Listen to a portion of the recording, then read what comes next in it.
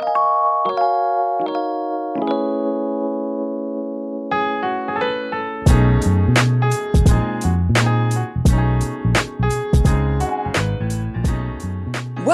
to the Lott Carey Pilgrimages of Striving and Thriving podcast. I'm Reverend Dr. Jacqueline Madison McQuarrie, pastor of the First Baptist Church of New Market in Piscataway, New Jersey, and learning coordinator for Pilgrimages of Striving and Thriving.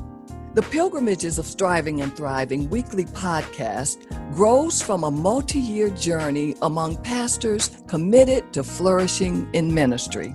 This is a project of the Lott Carey Foreign Mission Society and is made possible through the generous support from the Lilly Endowment. Learn more about Lott Carey and how it helps churches to extend the Christian witness throughout the world at lottcarey.org.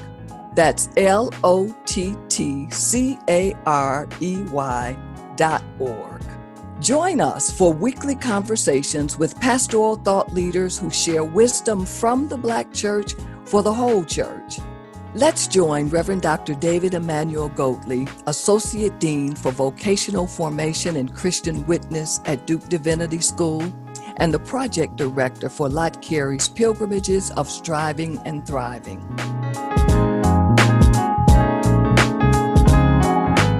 This week, he's in conversation with Reverend Dr. Gina M. Stewart, Senior Pastor of Christ Missionary Baptist Church in Memphis, Tennessee.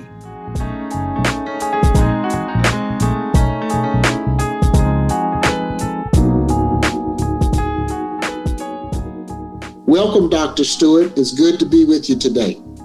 Thank you, Dr. Goatley. It's always a privilege and an honor to share with you and the Thriving in Ministry program. Wonderful. Well, more than 50 pastors have been on pilgrimage together toward flourishing in ministry. Our assumption is that every round does not go higher and higher, that flourishing in ministry requires both striving and thriving, and that flourishing in ministry can be understood like a tree. Sometimes there are leaves, sometimes there are blossoms. Sometimes leaves may be falling away. Sometimes there are only branches. Still, the tree can be healthy and thriving. Can you describe for us what flourishing in ministry looks like to you? Sure. I appreciate the metaphor of a tree that you use to provide entry into this conversation, because a tree does not always have leaves in every season.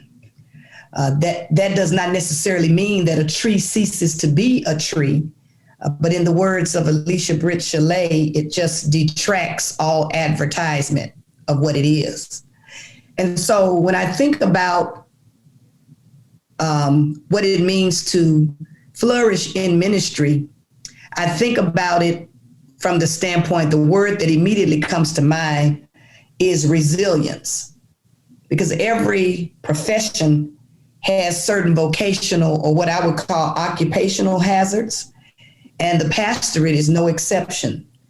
Pastors frequently deal with isolation, we deal with loneliness, we deal with exhaustion, we deal with feelings of failure, we deal with uncritical expectations.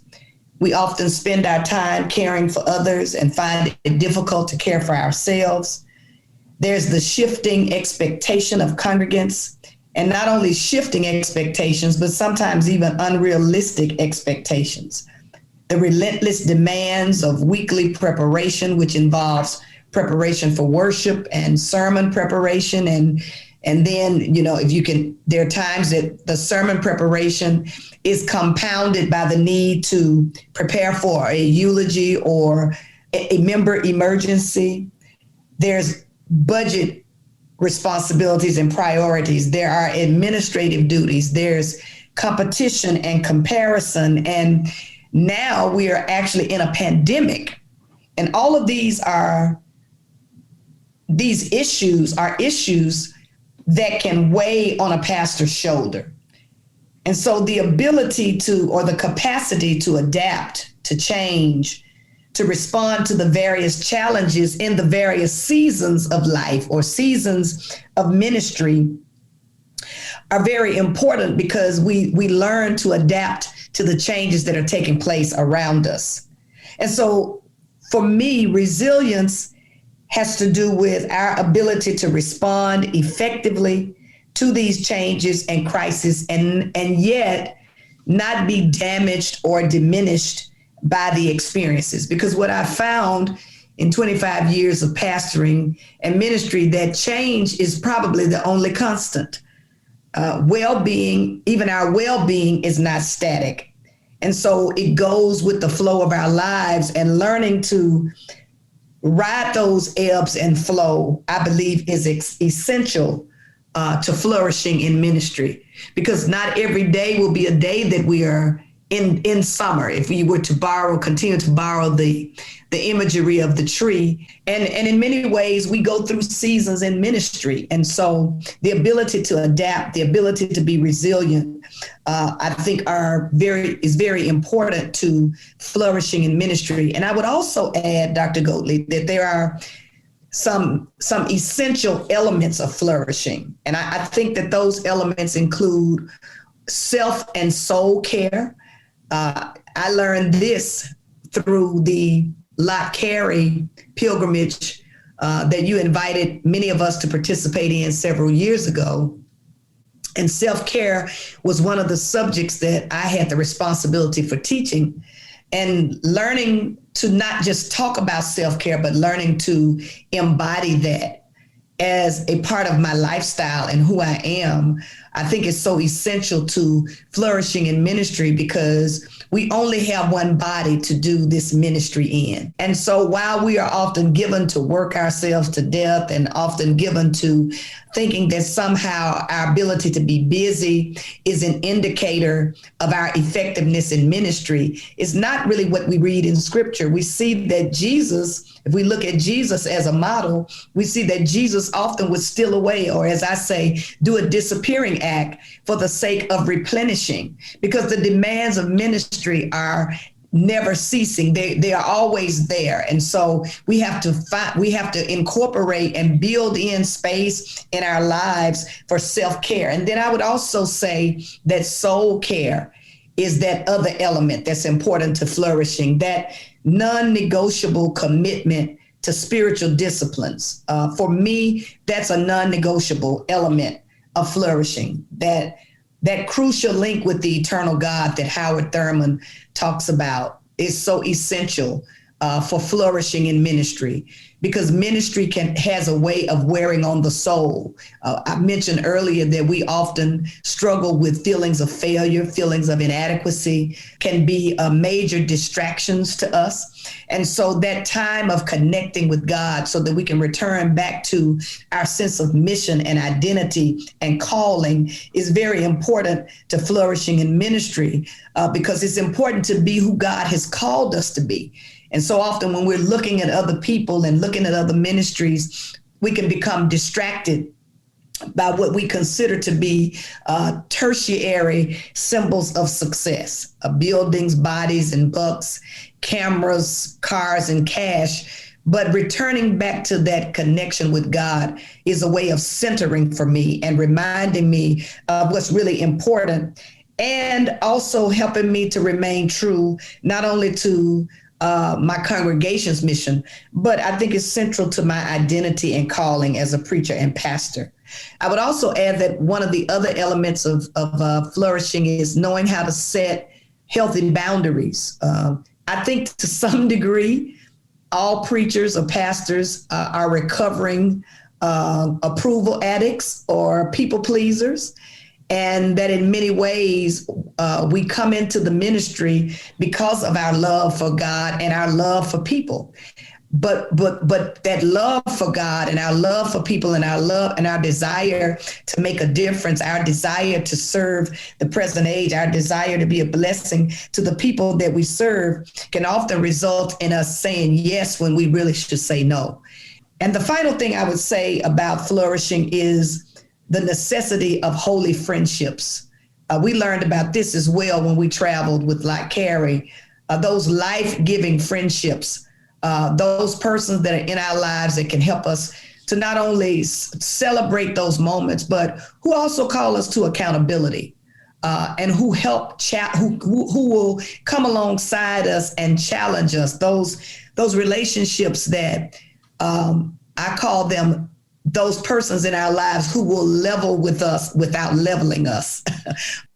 Wow, you have really helped us to frame out some ways of thinking about flourishing in ministry with resiliency and adaptability and those elements of self and soul care and healthy boundaries with margins and holy friendships. Those, if we can do a little better than that, we might flourish a little more, I'm thinking.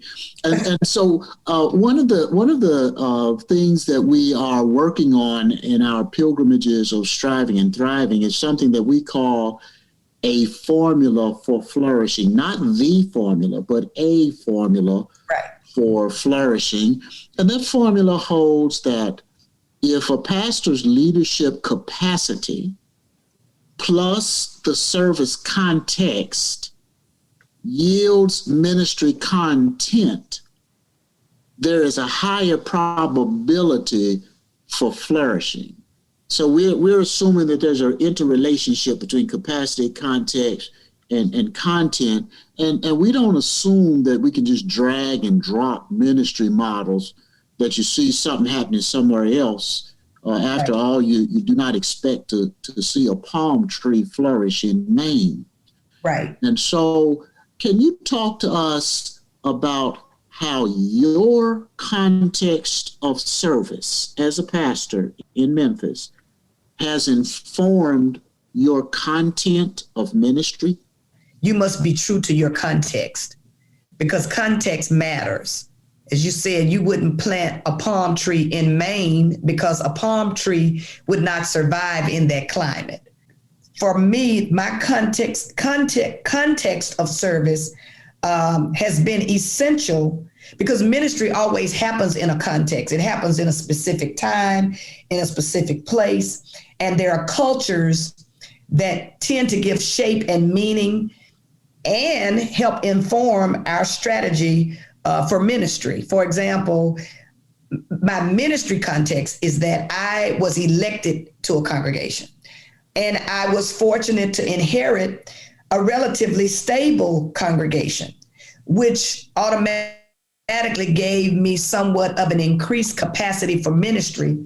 Because unlike some people, some pastors who are planters who have to start from scratch and build from the ground up, I was called to a church that already had a budget, that already had cash flow, that already had some money in the bank. I was not called to a rich church, but I was called to a church that had resources, financial resources, that had assets. They had a building. So I had something to work with from the beginning.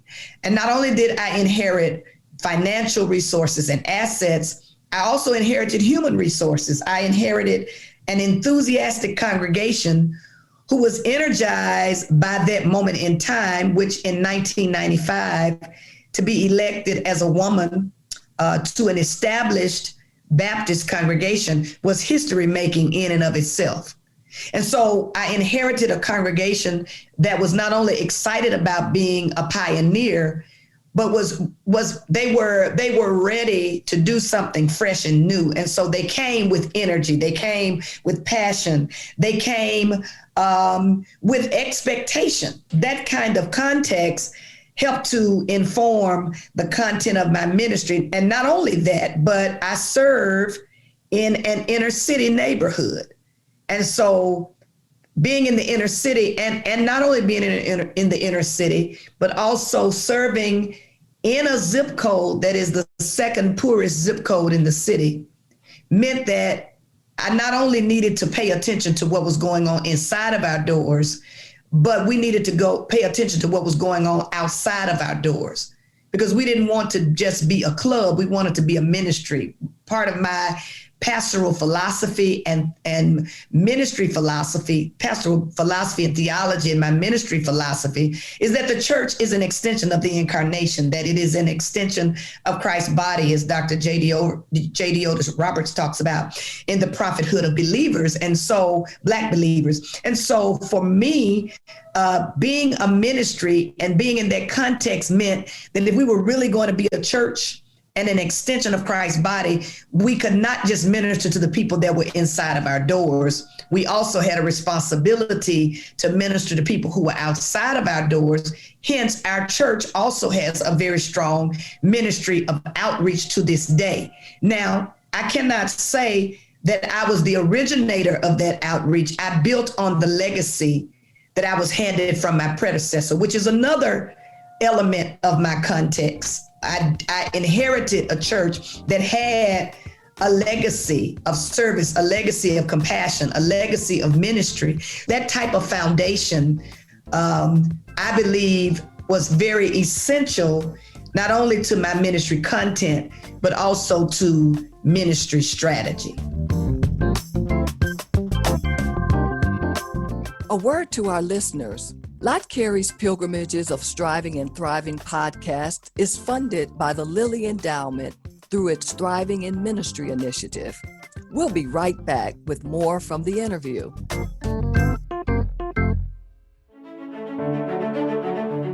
Since 1897, the Lott Carey Global Christian Missional Community has helped churches to extend the Christian witness around the world through prayer partnership, financial support, and technical assistance. We come alongside indigenously led communities to support ministries of evangelism, compassion, empowerment, and advocacy. Together, we are touching lives with transforming love. You can invest in churches, schools, clinics, and more throughout the world. Visit us at lottcarey.org. That's LOTTCarey.org. Thanks for your partnership in this ministry.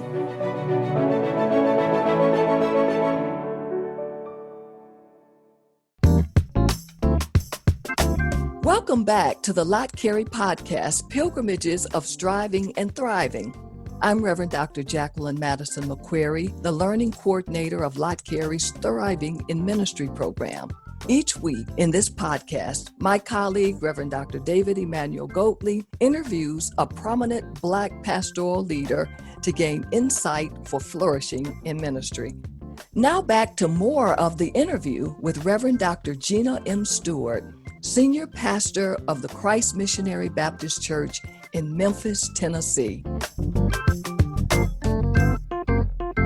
Can you talk a little bit about how your capacity as a pastor contributes to that content of ministry? No pastor does everything well, Right. But hopefully all of us do something reasonably well. So can you talk to us a little bit about how, at least in either in general, how capacity affects content, or maybe an example of how your capacity affects your content of ministry? When I think about capacity, another word that comes to mind is the bandwidth. Because women in our tradition, and women typically are not necessarily called to pastor churches as early as our male counterparts, because many churches are still not really ready to embrace women, even in this particular time and space and season. Oftentimes, women have worked in other arenas or in other fields before coming into the pastorate full time. And I was no exception. I had worked as the director of admissions for a community college for about 6 years before being elected to serve as pastor full time. And so, as one of my mentors used to tell me, sometimes when God is calling us, it may seem that we are taking a circuitous route in terms of getting to where God has taken us. But even in that, no time is lost with God.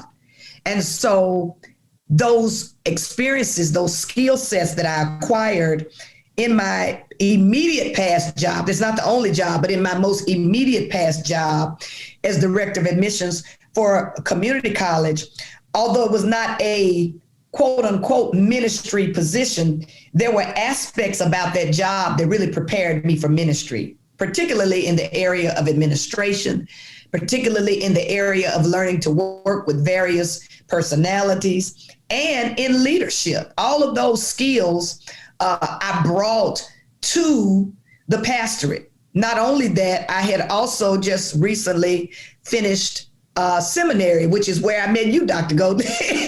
and even the classes that I had with you when you were there helped to shape and inform the way I approach ministry and gave me a lens, if you will, for looking at ministry because I went through seminary that I don't know that I would have necessarily had I not gone. And that's not to say that I didn't bring experiences to my seminary experience, but I think that going to seminary and then transitioning straight out of seminary right into the pastorate was really very helpful in terms of enlarging, if you will, my capacity for ministry. But it was not just about my own personal capacity. What I've also learned is that, as you say, no particular pastor knows everything or can do everything. And my position is that they should not try. As Jethro said to Moses in Exodus chapter 18, if you keep doing this, you will surely die. So delegation is very important, because what I've discovered is that there are people that God has sent to our congregations who are not only answers to our prayers, but they have the skill sets and the passion and the gifting, the spiritual gifting, to plug into ministry to help enlarge our capacity as a ministry, and empowering those members and delegating responsibility to those members, even if it means failing sometimes. Giving people a safe space to try and even fail has also helped to enlarge our capacity, because we learn not just from those things that are successful, but we also learn by the things that did not work as well. Would you mind helping our listeners to know about some area of leadership that you had to develop as a pastor and how you went about doing it? One of the areas that comes to mind most immediately that I had to grow in and develop as a pastor is in the area of emotional intelligence. And of course, I didn't realize it initially, but I did my DMin work on emotional intelligence. And I discovered that in my early days of pastoring, self-regulation and self-awareness were blind spots. Working on my EQ, the people that write about emotional intelligence talk about how your EQ, your IQ can get you hired and your EQ can get you fired. Thank God I never came close to getting fired. I don't suppose. Now they could have been thinking about something. I do pastor a Baptist church, so there could have been something. Yeah, you only speak Sunday to Sunday, and I never. That's right. But just thinking about some of the things and the way I managed some things in the initial years of pastoring, and the way I deal with things now, I would say that one of the areas of leadership that I had to develop in would have been in emotional intelligence. And ministry can be very painful. As I said earlier, there are occupational hazards and vocational hazards to ministry. And not every day is a great day. There's disappointment, there's betrayal, there are lies, there are rumors, there's criticism, and all of those things affect us because we are humans. we're human beings. And so even though we have to find a way to rise above that, it doesn't mean that we're not affected by it. And so what does that mean? What does it look like? One of the things that it ended up with, that it looked like for me, I had to start with some self-interrogation and start asking myself, okay, well, why does this bother you? Okay, you're angry, but why are you angry? And those are hard questions, but they help lead to a type of self-awareness that I think that can only be developed when we're willing to do the hard work of introspection and the interior work that is necessary for our own truth telling and the truth telling that we have to do in the presence of God. It sounds like to me that you've been blessed to discern some areas of development and then be intentional about doing that. And so that intentionality is a part of the hard work of being a pastor. But I have also experienced joy in being a pastor. And to be quite honest, I take great offense to people who say, if you can do anything else, go do it. As though being in ministry as vocation, is not worthy of both your preparation and authentic pursuing. Right. So can you tell us something that brings you the most joy as a pastor? Fundamentally, I would say seeing a life changed by the power of God, a life that's been touched by the power of God, the qualitative change that comes from seeing a person walk through those doors in one state and not only seeing the change, but watching the evolution, because growth really is incremental.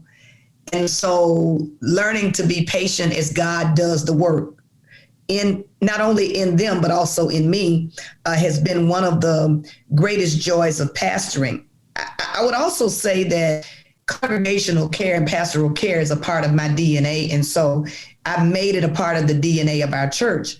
And watching our members care for each other, genuinely care for each other, has been another joy.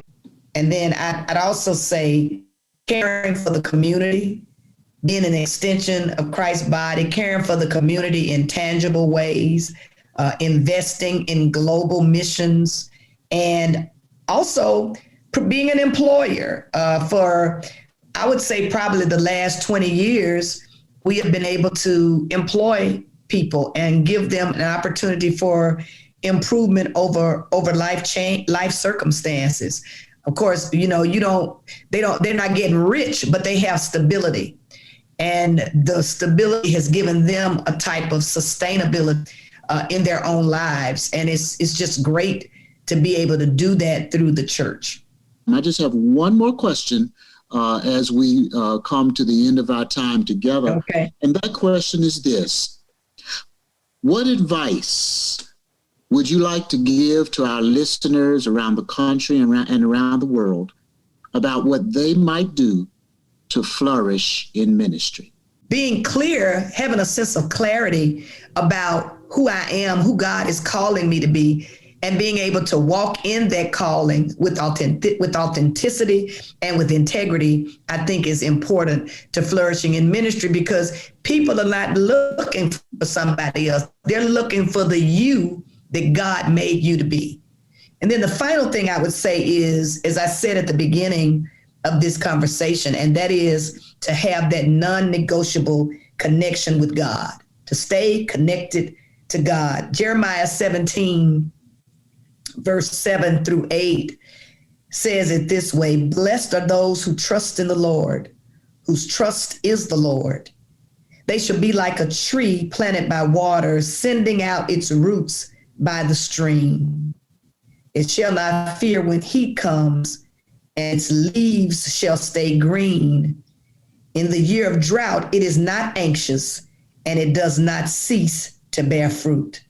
So the tree doesn't just thrive, doesn't just survive, it thrives. And not only does it bear fruit, but it bears fruit continually, even when it looks like it's barren, because the seasons do change.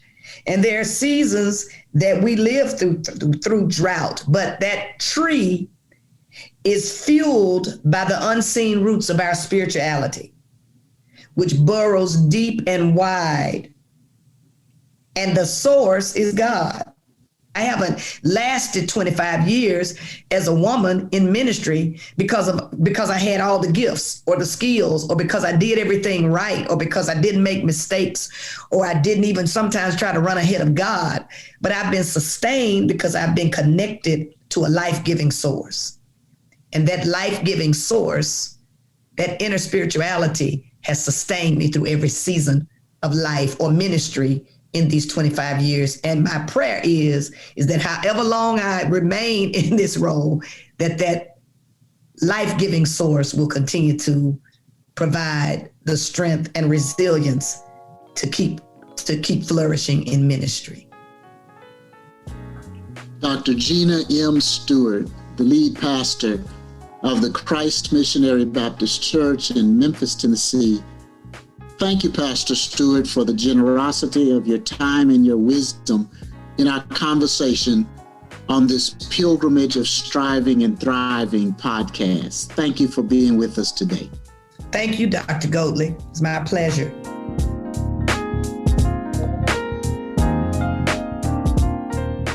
Thank you for joining us today for Pilgrimages of Striving and Thriving, a weekly podcast from Lott Carey as we listen in on conversations with prominent pastoral thought leaders. Join us next week for a conversation with a new guest and fresh insights. Wisdom from the Black Church for the whole church.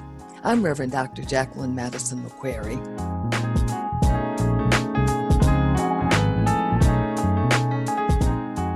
Pilgrimages of Striving and Thriving is produced in partnership with Good Faith Media. Music by Makita McQuarrie. Share the word with those who need to hear it. Pilgrimages of Striving and Thriving, wherever you get your podcasts. Also listen online at lottcarey.org.